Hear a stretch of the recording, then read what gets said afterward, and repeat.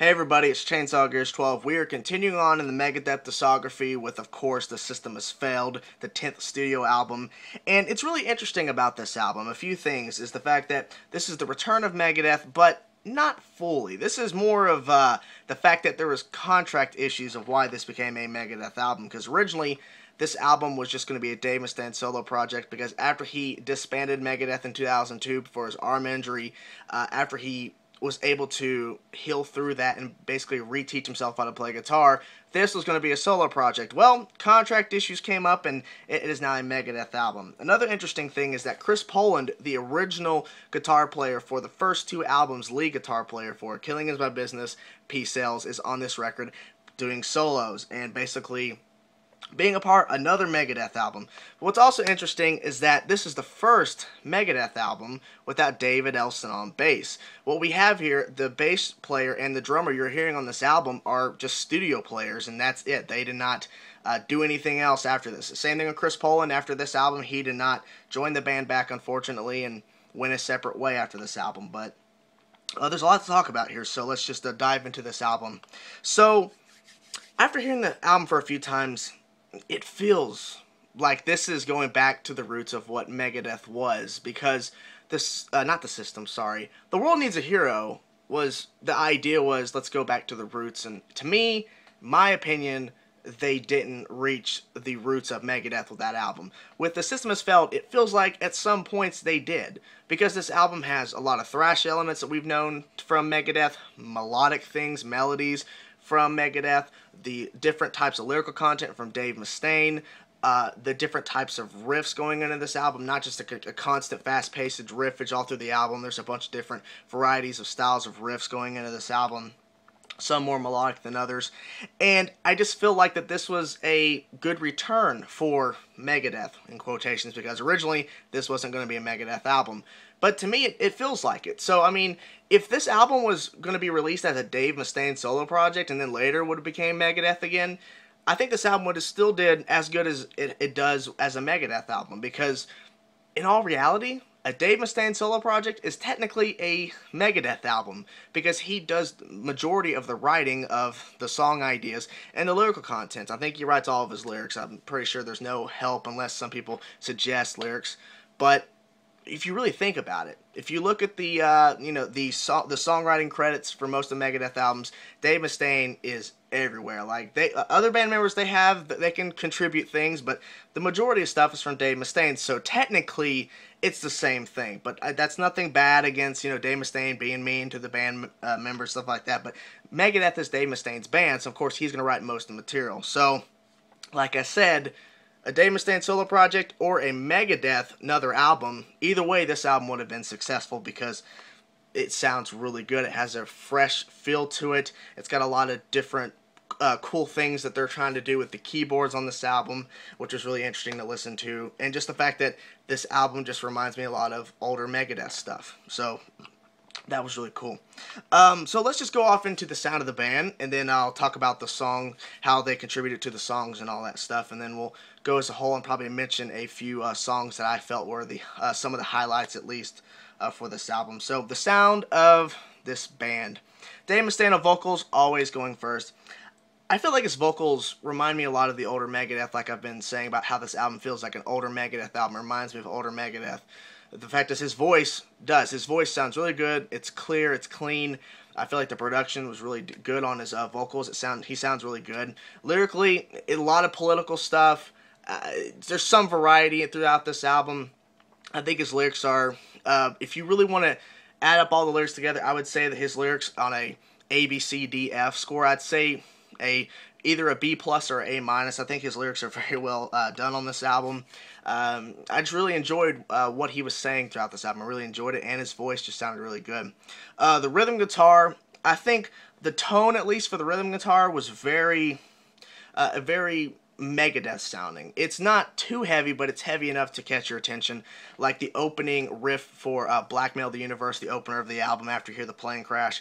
That riff really caught my attention, and for that, and the tone, the guitar tone they went with this album, made that riff even more exciting, and it pulled me in.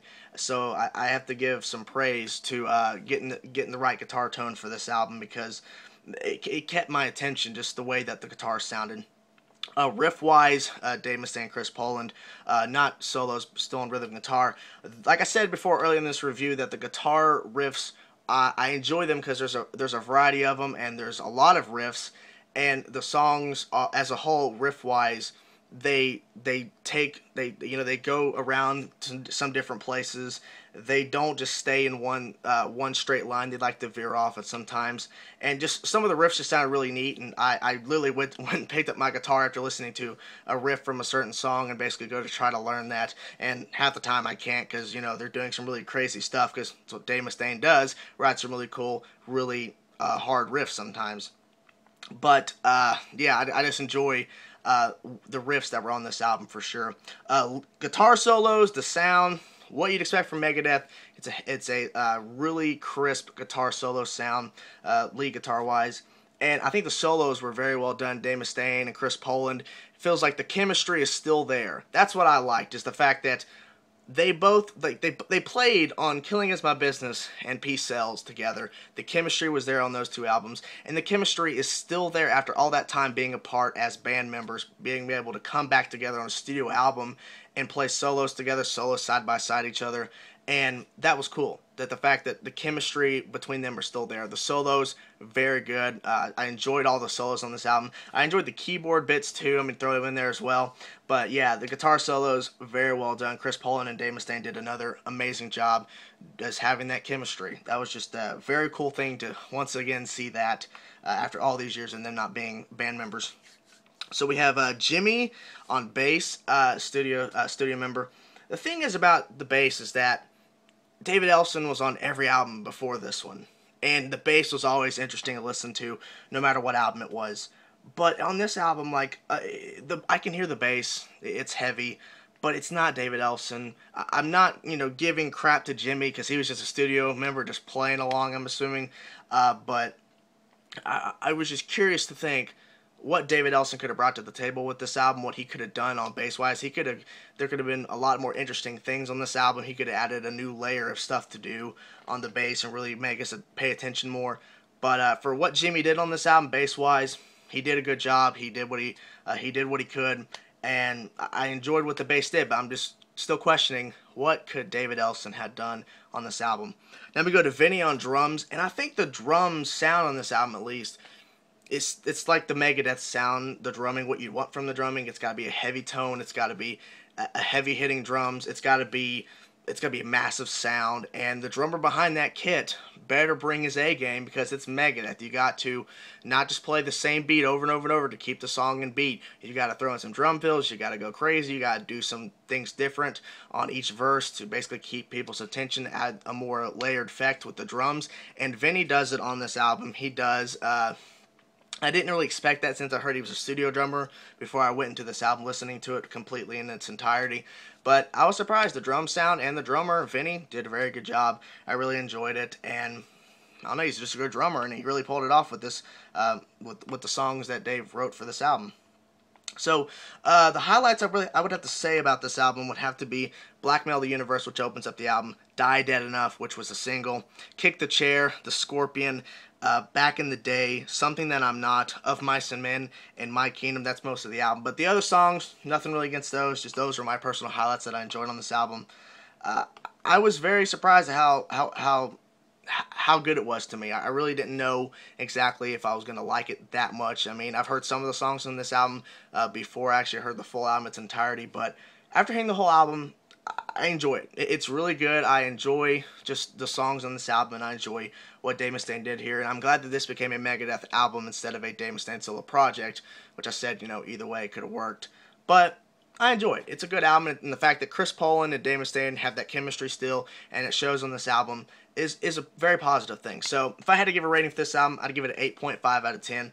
A solid Megadeth album. It's got a lot of good stuff here. And if you haven't checked out the album in its entirety, go check it out. It's worth a listen, and see what you think. So thank you guys for watching. That's the review. If you like me and you want to see more, like the video and subscribe to see more, or just check out my channel to see what exactly I do on YouTube. So thank you guys for watching. See you guys later.